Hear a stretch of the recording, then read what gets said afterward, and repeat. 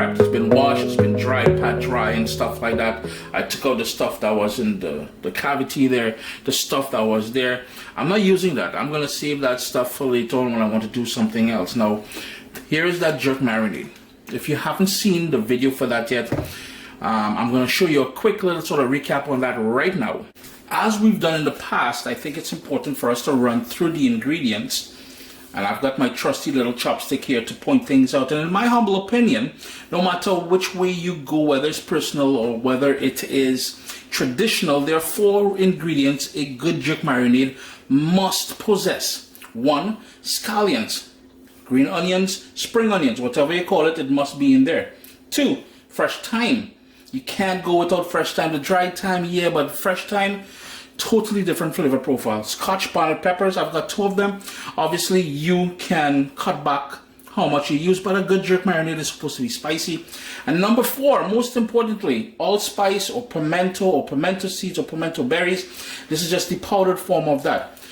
The sort of supporting cast. And here's where you can become creative. It is totally up to you. Nobody ain't trying to tell you what to put in your jerk marinade. We've had the 4 base ingredients. I've got dark soy sauce, the juice of a lime, the juice of a lemon, brown sugar, some orange juice. I'm telling you, you want to do that. We've got 2 onions, garlic, black pepper. We've got cinnamon, and normally I would put some ground nutmeg in there, but I'm going to hold off on the nutmeg for now. I've got some olive oil here. I've got some honey over there. And to finish everything up, to pull everything together, while most people just go with white vinegar, I like using a rice vinegar. My apologies, rice.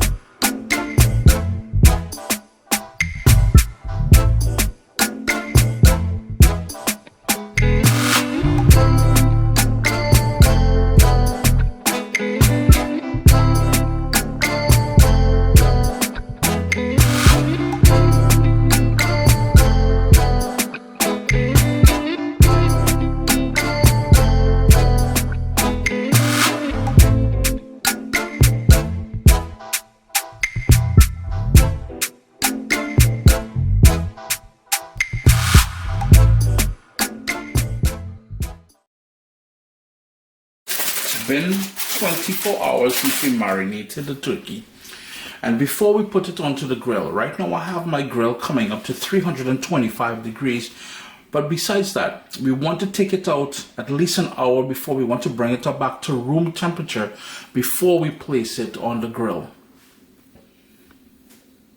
So I put the turkey now on the smoker, 325 degrees. I have it on this sort of wire rack that you're seeing here. That means I can sort of spin it easily. I tucked in the wings. I don't know if you guys can see that. I tucked in the wings below to make it nice and flat. And I have 2 pans now. One of them over here. This one is with the remaining jerk marinade. I do apologize for the wind. It's very windy out here. That is with the jerk marinade and about a 1/4 pound of butter.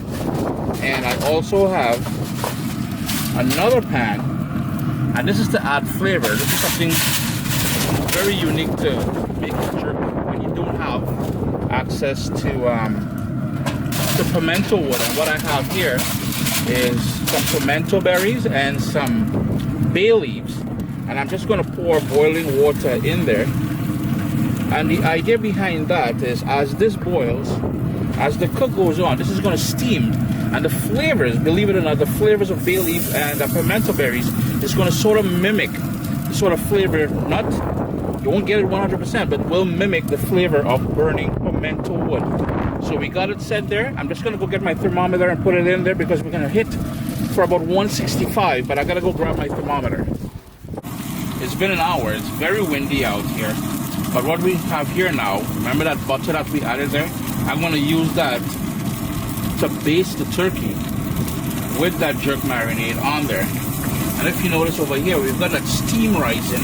And the steam, the whole idea, remember the idea here was to get the flavor of that pimento berries and the bay leaf onto the chicken as well. But here we got that butter, and I'm gonna hit it maybe every 45 minutes or so. I'm gonna hit him a little basting with that butter jerk marinade combo.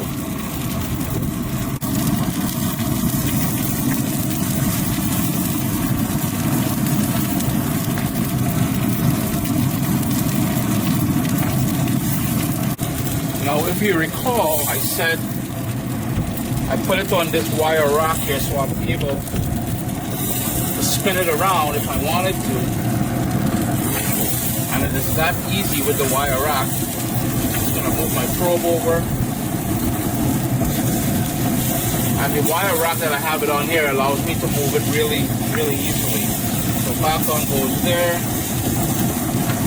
That little steam action goes back on there. Move that over. I'm going to baste it on this side as well too.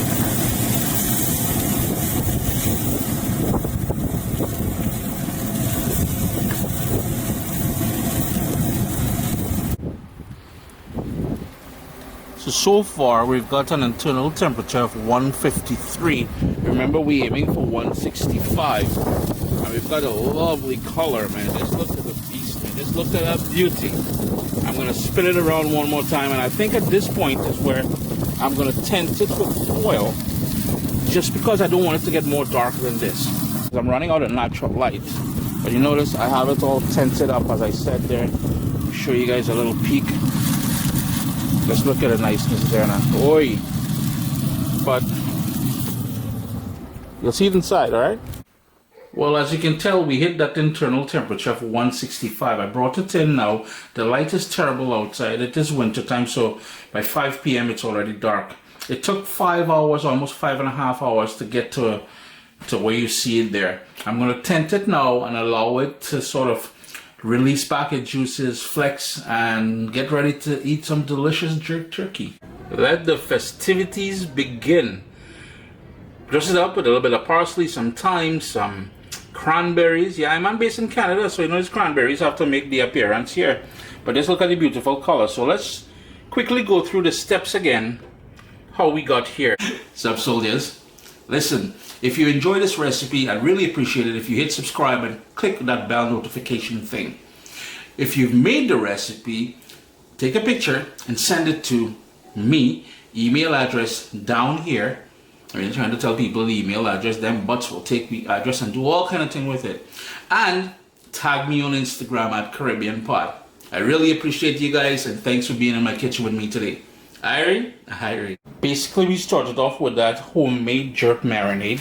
And remember, once you make that jerk marinade, the video is available, youtube.com/Caribbean Pod if you haven't seen it already. We made that jerk marinade. We cleaned our turkey. We rub that jerk marinade in and out as much as we can pile on there. We allowed it to remain in the fridge for 24 hours. Yeah, 24 hours. Then prior to putting it onto the smoker, what we did was we took it out of the fridge, we brought it up back to room temperature, and then we placed it on a wire rack, which made it easier for us to move around on the grill, as you guys saw. And we put it in there, we put that meat thermometer in there because we wanted to reach an internal temperature of 165. Now keep in mind, the grill was set at 325. If you're doing this in the oven, you can set your oven at 325. You want to do 10 to 15 minutes per pound, and just get that 165 on the inside. And for that additional flavor, I showed you guys how to create a sort of a base to baste the turkey with. Remember, we reserved half of the jerk marinade. We added butter in there. I ended up adding almost half a pound of butter in there. We also made that sort of steam pan. The whole idea was to steam as We'll sort of flavor the turkey with that pimento berries and the bay leaves. And then after it was all done, you know, we basted it every 45 minutes or so. After it was all done, we brought it inside. And yeah, we allowed it to rest for another 20 to 30 minutes before we slice it through. And that's what's going to go happening pretty soon. Don't forget, if you find that it's getting too dark in the smoker or in your oven, tent it, because you don't want to get dark spots in some spots. Not too wiry. Chris here, CaribbeanPot.com. Always a pleasure having you guys here in the kitchen with me. The ultimate smoked jerk turkey. You guys got to give this one a try, yeah? Here we have the ham. Yeah, we do need a ham for this ham recipe. One too many swigs of that Mount Gay rum there, I guess. But I'm in a good mood, man. So what I went ahead and I cut off the sort of skin and the fat, most of that fat from, which, you know, the whole circle of the ham here. And this is a fully cooked ham, smoked. Just so we don't get that noise, I'm just gonna lift it up. It's about 9 pounds, and beyond cutting off all that skin and most of that fat, because I wanted to get the whole meat exposed for the jerk marinade, I went ahead and I cut some lines. I'm not sure if you guys can see that, but I only went down maybe about 1 millimeter or so with a sharp knife. It just went this way and opposite, because we want that marinade to penetrate in there. And in making a marinade, it's no different than what we've already done in the past. I have here some golden brown sugar, allspice, cinnamon and nutmeg, and all the ingredients will be listed down in the description of the video. I've got here some olive oil, about 4 cloves of garlic. And the reason why I'm using my food processor instead of my blender, you can certainly use your blender as well. I find that because I want it a bit chunky, I find I get better results with my food processor. I got some ginger, dark soy sauce, and you'll notice I'm not using any salt whatsoever. And that's simply because I know that ham is usually salty when it's prepared. And plus that soy sauce there will be nice and salty as well. Some orange juice. And you can't do a good jerk without key ingredient here, Scotch bonnet pepper.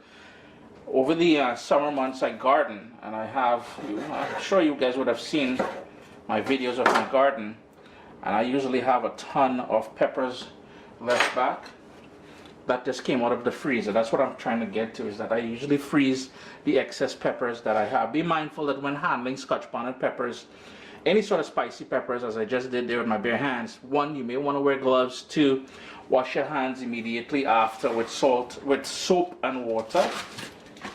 And I've got here a nice big whack of scallions or green onions or spring onions, I'm not sure how you call it.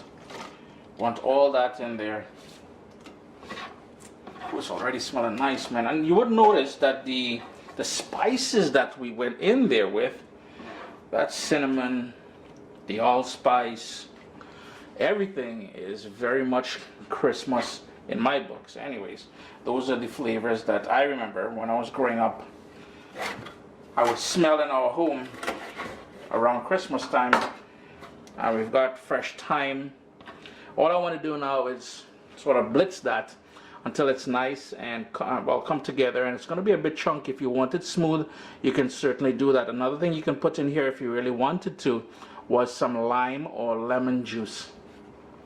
One more ingredient I forgot I was going to add in there, some dark rum.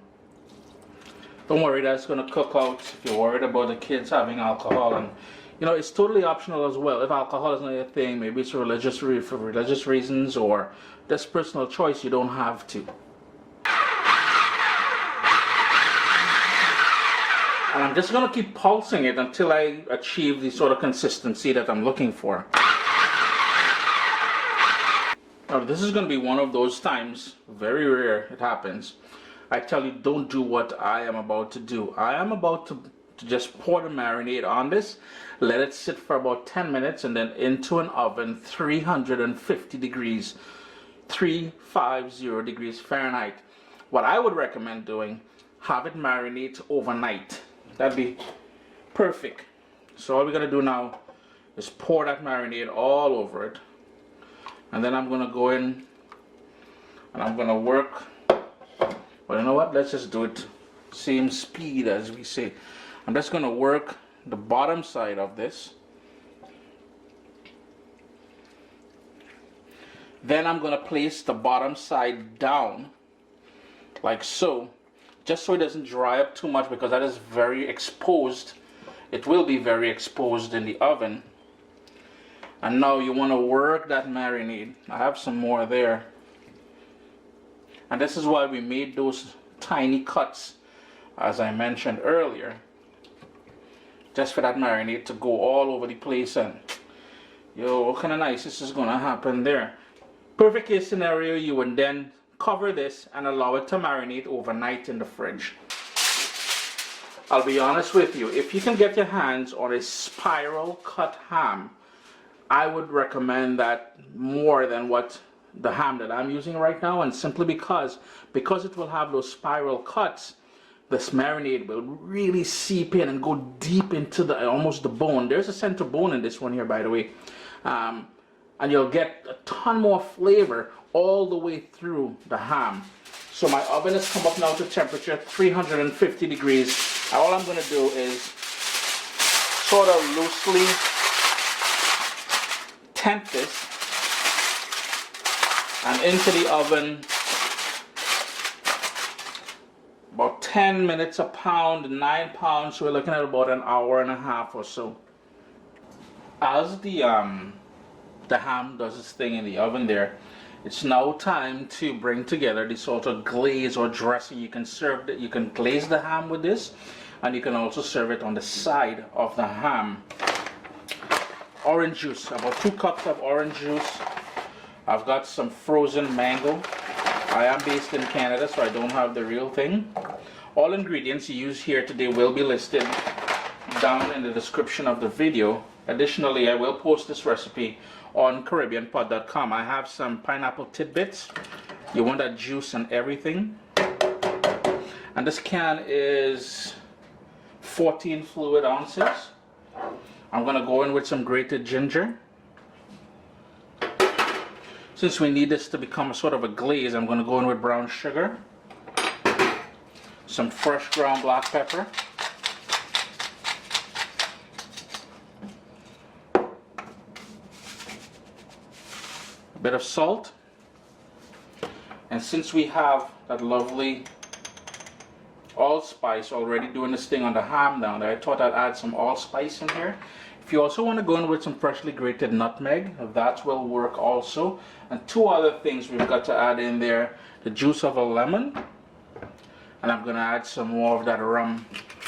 And I'm only adding the rum now. Now, usually I would add the rum later on, but I want to assure people by doing it this way that rum will burn off and we will get the sort of undertones from that rum. I'm going to turn my heat up now to medium and bring that up to a boil, but first I'm going to add the juice of this lemon.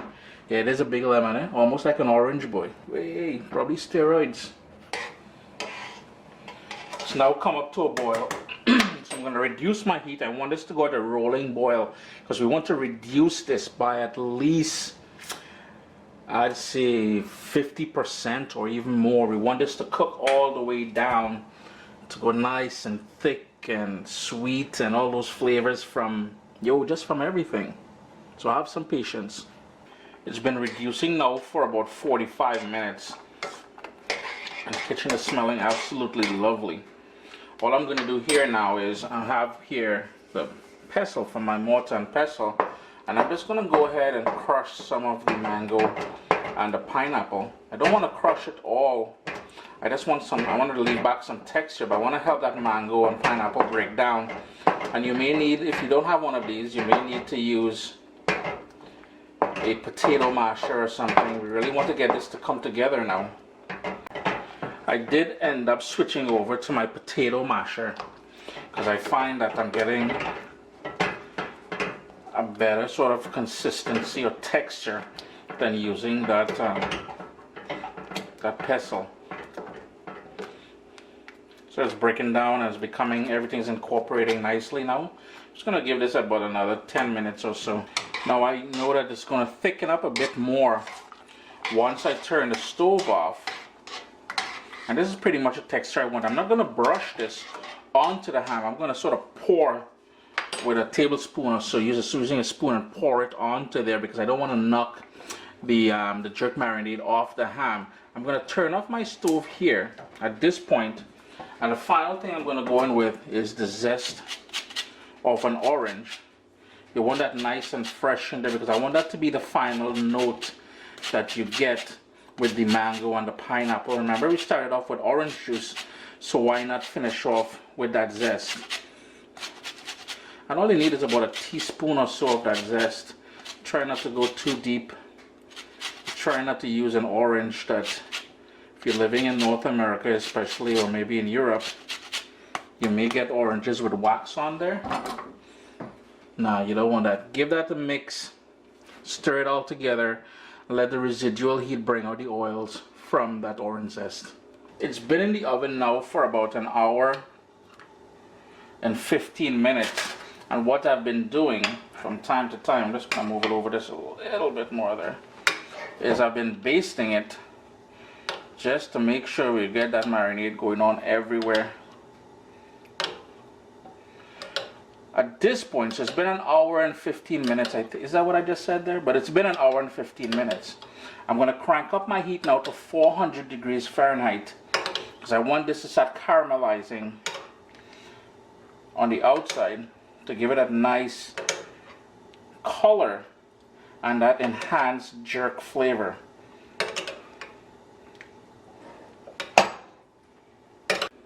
I'll just quickly recap things. So we made the marinade, we trimmed the ham, we poured the marinade on there. I asked you guys to marinate it overnight into a 350 degree oven for an hour and 15 minutes.